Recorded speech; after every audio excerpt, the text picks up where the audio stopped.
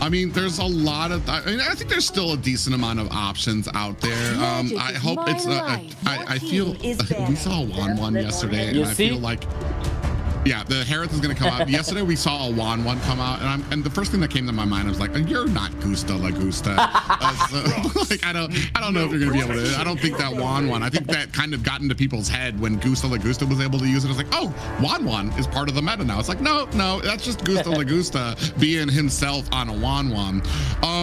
A Clint, I feel like is maybe the next choice that could probably come out of there. His disengage not too well, but as you start getting into the late game, he can start doing some real decent damage. Irotel, another one, especially because she can utilize a Demon Hunter as well, that can really kind of shred down a lot of the tankier compositions that we've been seeing. So I feel like there's still some options. I mean, I don't want to show bias or say that I'm rooting for a team. I'm rooting for a game. I want to go to a game 6 because I want to see what we have left when that game 6 kind of comes around, because that's going to basically be the maximum of what these guys can do for these player pools. I want to say pretty standard draft. You already predicted that the Hereth is going to come out. They don't want to give that over to Doom, especially with the, or actually, yeah, they don't want to give that over to Doom. Valor and also Zushin and the Freya and Boxia. Yes, yeah, for sure. Doom is a player to stop for sure. They want to make sure that there's less heroes out there for him. There's still a lot, like you said, out there. Beatrix, Irothel we've seen as well, been playing around here. So he has options. There's still chances for him to kind of do something here. They're going to go ahead and ban out the Leo here and Marcel as well. Yeah, and there's still Obsidia here as one of the options when it comes to this draft here. But okay, Obsidia lasts for late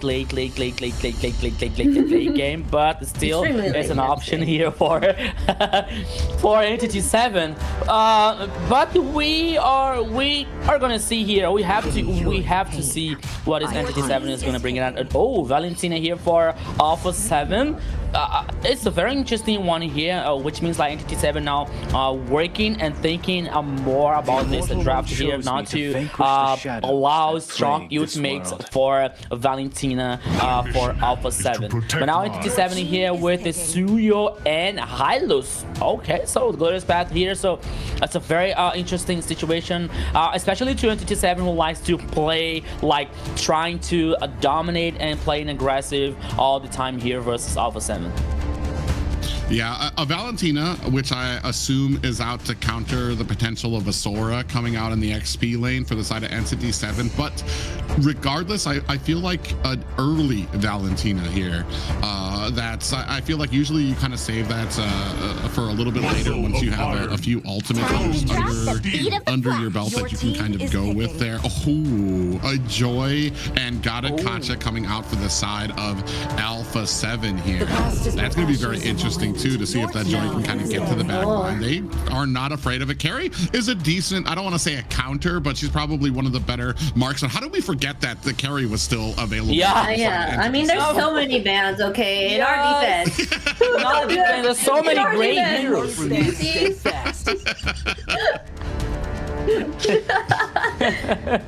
But yes, they're gonna go ahead and pick that up for sure. The carry, of course, is the #1 pick here. That was open. They left that open for them. So on the side here, for Alpha7, we have to see what they're gonna end up choosing. They have Joy, Kacha going against the Suyu and Hylos here, banning out the Sora because there's really no point in picking him up anyways, because Valentina was his counter for them. So they're like, oh, you're not gonna get him either. So, and then they go ahead and ban out Barca as well. Yeah, and when it comes to global ban here, guys, I gotta be honest with you. If I was a coach, there would be like so many remakes here, because I would forget so many times like about the gray heroes or a banned hero that we're not supposed to use. You know, I would like, okay, so you use carry. No, the coach, carry is already banned, so we already used it. Oh yeah, really? Oh, okay, I'm sorry about that. Yeah, we already seen here that they already did that once, where they it was already banned on their side, but they still banned it anyway, or they already used it, but they still banned it on the opposite team. I mean, it's something that people can make a mistake. So. But here, like back on the draft here, now banning Sora and Yuzong here on XP lane once again. Like Entity7 reading the strength when it comes to Hesu on XP lane. But now banning Sora. So probably Valentina on the mid lane and Sora on XP lane here. But Gore, I was about to say Lilia on Entity7 composition, but Gord here, okay, with the Hylos, with the like the control situation, that can be interesting, but still I don't know, it's gonna be very interesting versus Valentina, Joy for example, and Gato Chacha with the avatar of the Guardian.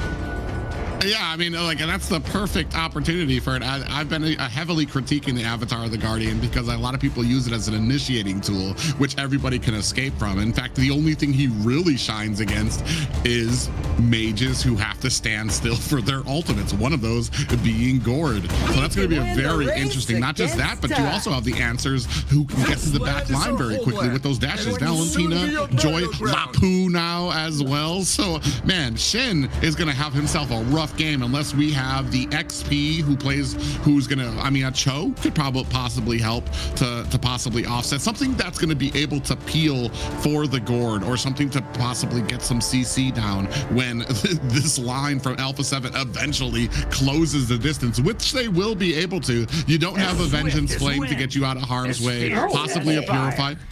Not bad, but Quito, I don't mind seeing that out there too. I feel like that might be able to do a good job if it sticks to Gord to be able to kind of push back a lot of these people who are going to try to close that distance. Yeah. But we believe that Paquito here is more to like from the damage on XP lane here with Akashi than to protect this Gord or making this appeal for the carry for Entity7 here. So we are going to wait to see what is going to happen on this game so far, but which is going to be very interesting, especially on the jungler here, like Flake versus Hide and Bush, like two aggressive junglers here, Suyo and Joy. Sheen, which we're talking about, like, which is gonna have some problems here when it comes to this dashes and the avatar of the Guardian with the Paquito. On the gold lane here, I believe that Upatis is going to maybe on the early game and the mid game like bullying a Doom here, but on the late game they have to be careful about like this gold laner, which is doing a great job so far here on this final. Yeah, I'm very interested here because especially with Gord, I like to see a little bit more CC or control from the side of Entity7, a Grok, possibly a Gwen or something that can kind of hold him there. You're not just leaning on Gord and his own CC out there, because that CC doesn't last very long, and especially if we're going to be seeing some types of Purify come out from the side of Alpha7, that CC can be an immediate turn on to Shin here and turning them on to Gord.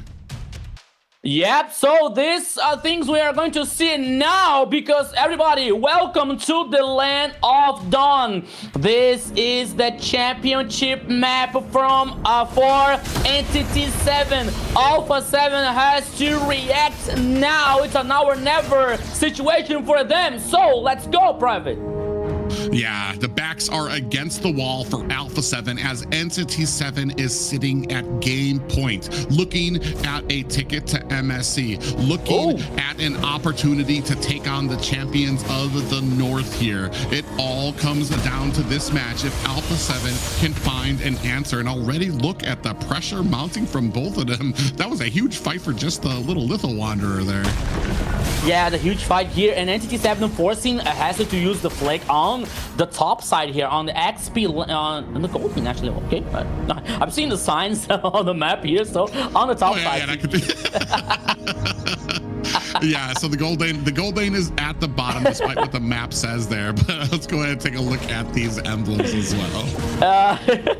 So here, like Brave Smile when it comes to Hasu, Quantum Charge here with Bruno and Carry here. Okay, and Imperial Rage when it comes to the mid lane. So Shinla working on this bargain hunter here to get these items so fast. Meanwhile, the conclusive blast here for the Roamer if I'm not wrong. Yeah, so now on the mid lane here, like a 3v2 situation, but now they're heading for the first turtle. 5 seconds left for this very important objective here so far, Private. Yeah, you can see both of them on a little double team up at the top to try to hold Akashi at bay while this first turtle is up. Flick getting into a good position, but it doesn't look like Entity7 are concerned. They're going to go for the bottom. They're looking for the kill onto Upatizi, and Upatizi reads it so well. He's going to be able to get that little soccer slide and get himself out of harm's way. That means a free turtle for the side of Alpha7. And now coming in for a glorious pathway to chase down the last member here, Bagin, taking a whole heap of damage, even with the suppressive fire in the form of the Mystic Gush coming out from Shin. Hide on Bush, able to find himself a kill as well. Turning the tables here. 3 down for the side of Alpha7, who made a bit off more than they could chew in the enemy's territory. Yeah, the start here was amazing for Alpha7 getting 2 kills, but the response here for Entity7, guaranteed triple kill for Hide on Butch, which is going to be very, very interesting here when it comes to these both teams once again. Oh, Joy here playing aggressive one on the top side of the river. Oh, let's go. Yeah, they're going in and going on to Hide on Bush. Who's going to use that blade surge to get himself out of harm's way. Shin able to find a kill onto Upatizi with the assist of his team. And I want to say that opening is possibly like one of the worst things that can happen for you for Alpha7. They get the Lord and then they try to chase down Bagin. All 3 of those kills went to Hide on Bush. That's like on the list of horrible ways to start a game. I want to say that's probably number 1 or number 2. Yeah, there's one thing that I didn't get it, because after Guarantee the Turtle, like, using the Glorious Path here with Frost and Heavy to, like, chase down the players of Entity7. I believe that the intention was good, but, and then the beginning of the team fight was really interesting for them because they got the kills, but the response was, like, immediately, especially with Hide on Bush. And now one more kill on the goal lane here on Upatizi. So Alpha7 cannot lose this trade here.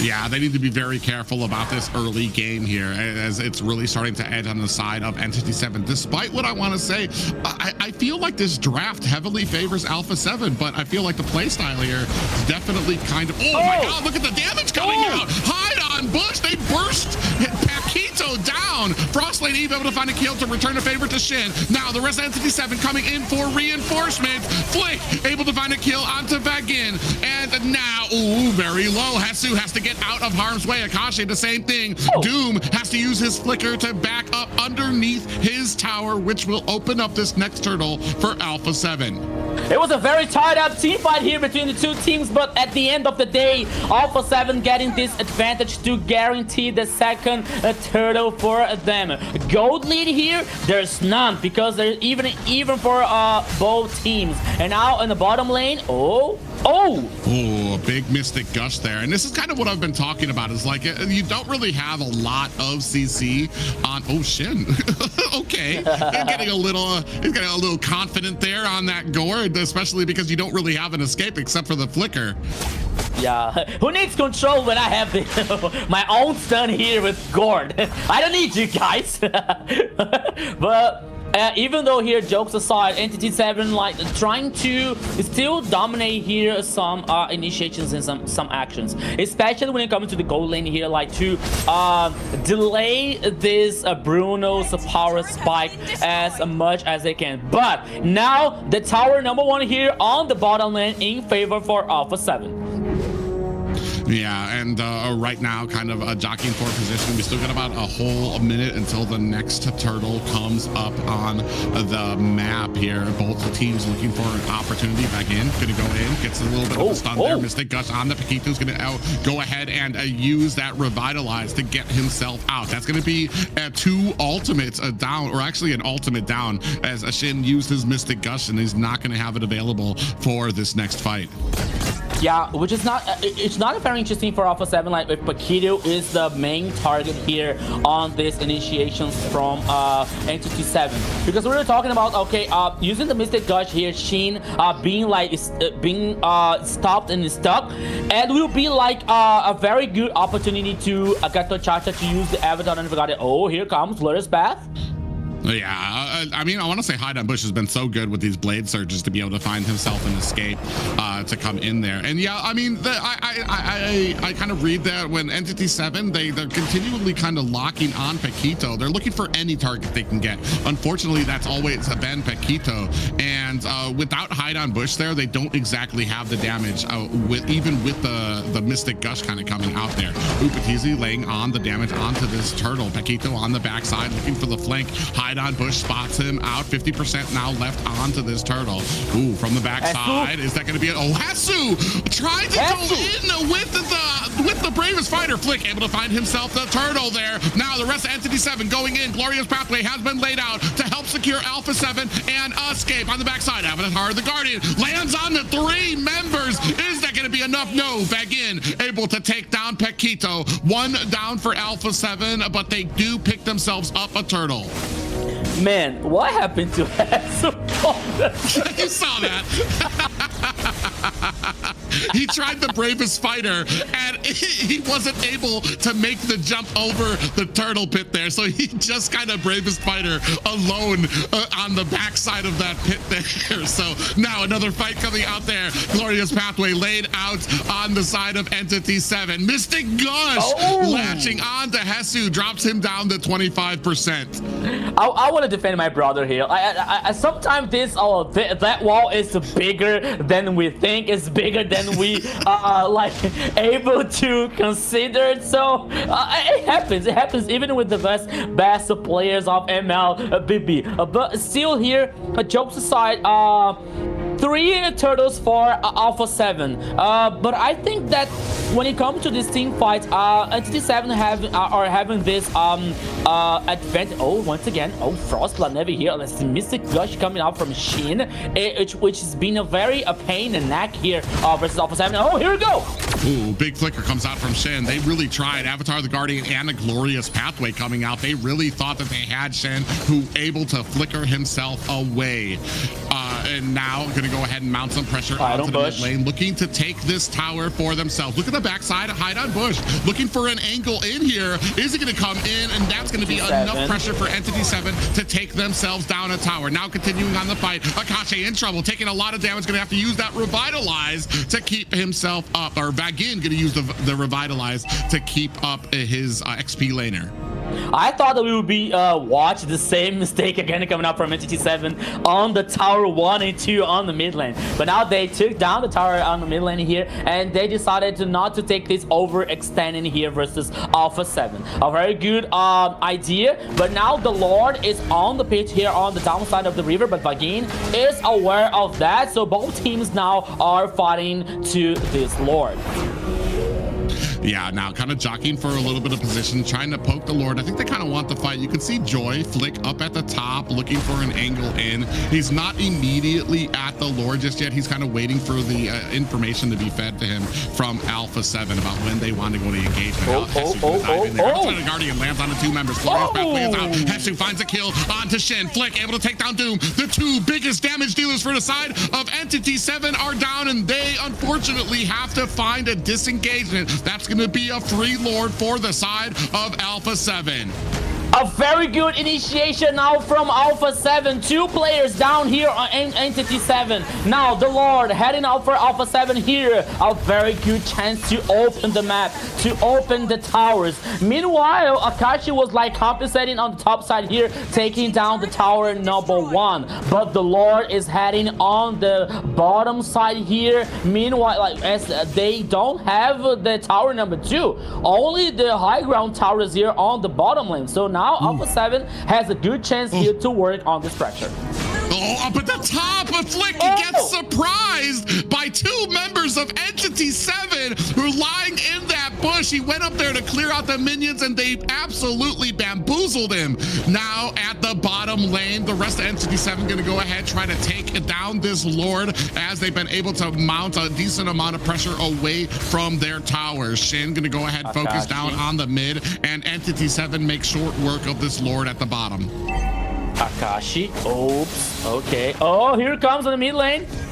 Yeah, a little bit of a stun coming out with that Blade Surge coming out from Hide on Bush, followed up by the Mystic Gush, but not able to finish the job. And this has kind of been my biggest critique, is that we're not getting the full value out of the Mystic Gush. Despite how good Shen is, he's got a very small little window with his CC that he can throw out, and we don't really have another bit of CC. I mean, Hide on Bush basics, I mean, he has the charged Blade Surge that he can use that can get a stun, but I mean, that's the only other real one that you have there to be able to kind of open up this Mystic Gush. Otherwise, these people are going to be turning around trying to latch on the Shin. Ooh, he went very close to that Bush with Paquito in there.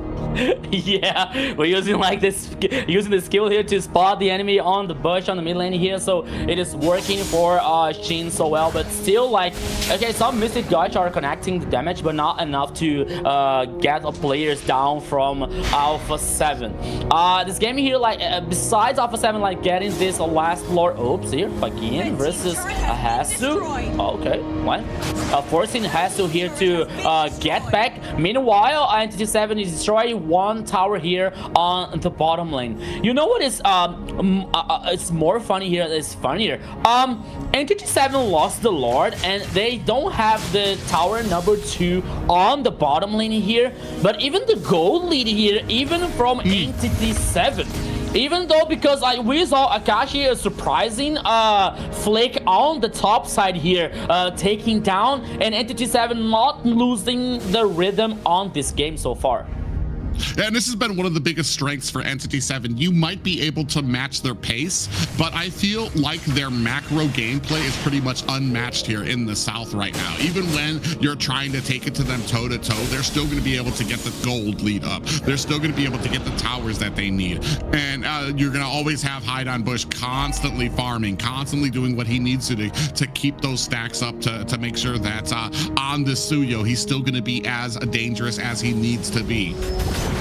Yeah, but now here one more Lord on the top side of the river here. Both teams are aware of that. Akashi, the most aggressive one here, but here comes the rest of the teams here. The rest of Entity7, the Lord with almost half HP, but now getting a reset. But now Entity7 immediately is starting this Lord again. Will we have a very strong team fight here? Once again, Lord it comes, Lord and goes, getting reset, gets off the pit once again. Both teams are baiting to bait the bait of the bait here, Private. Yeah, I mean, I think they realize how important this Lord is in this next fight. This could be the game caller. Their Avatar, the Guardian, comes out. Shen immediately flickers out of the way. Akashi caught in there. Out comes the Glorious Pathway back in. Running back, getting the healing. The rest of Entity7 forcing onto Alpha7, who's forced to disengage. Paquito goes down. Down goes Flick. A double, a triple for Hide on Bush. Oh my God, 4 down for Hide on Bush, trying to get this last Savage. A Savage for Hide on Bush to end the series for Entity7, who will be going to meet the North American representatives. 1, 2, 3, 4, 5. A Savage here by Hide on Bush, and most important of all, the champion Entity7 on the grand final of MCT AMER South, Zina. Wow, what a way to end it with a Savage at that. Entity7 taking the win here. Wonderful job by them. They just had really great team play and synergy that it was not a matchup at all against them at this point. Boy, let me tell you, that is how you end a series. Hide on Bush came back with a vengeance, a full Savage to close out this game. And unfortunately for Alpha7, who put in as much as they could, Entity7 retained their title as the monsters of the AMER South. Yeah, look at Viking here with the sunglasses to take all the fashion style on this Entity7's art on being the champion of the MCT AMER South. Well deserved for Entity7. Different from yesterday when they lost through Alpha7 on the upper bracket final. But today they came differently. Oh, even yesterday they won 3-0 from versus DreamX, which gave them confidence here versus Alpha7 once again. And in the best of 7 here, Private, they gave no chance for Alpha7. Okay, what gave for Alpha7 here? Like to get this little hope for the boys from Alpha7, but even though Entity7 with the full dominance, with the full confidence here, especially on Hide on Bush and Doom on the gold lane. Okay, last game here,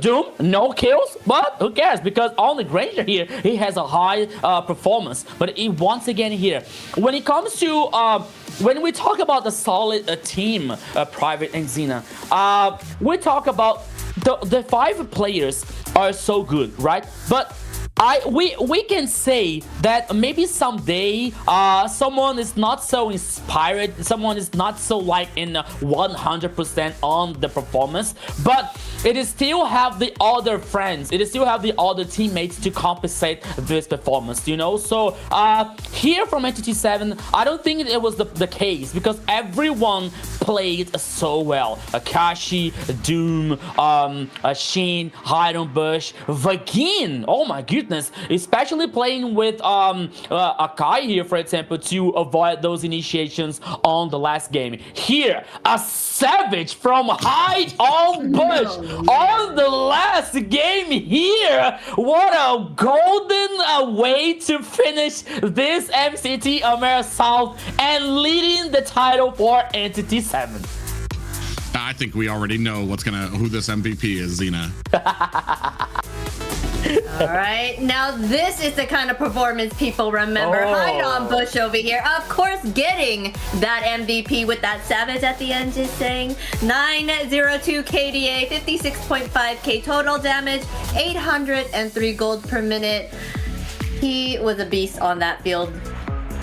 Yeah, I want to say my biggest complaint about the composition was where was the other damage going to be coming out from, not just from the Mystic Gush, but who else in the early game was going to be able to provide that. Early game, it felt like Hide on Bush was being a little bit flat-footed, not really wanting to get in the engagements, waiting to get those items that he needed, consistently farming, consistently finding his ways in there until that final fight. He knew all the items he had. He knew what that I think a 9-0, actually I think it was a 5-0, 4-0 and 2 that he was before that last fight. So he had a few stacks there left on the Sky Piercer, and man, absolutely went ham throughout the game. And like you were talking about, you get some of the highlights when it comes to some of these MVPs, but really the entire team did such an excellent job to help enable this out there.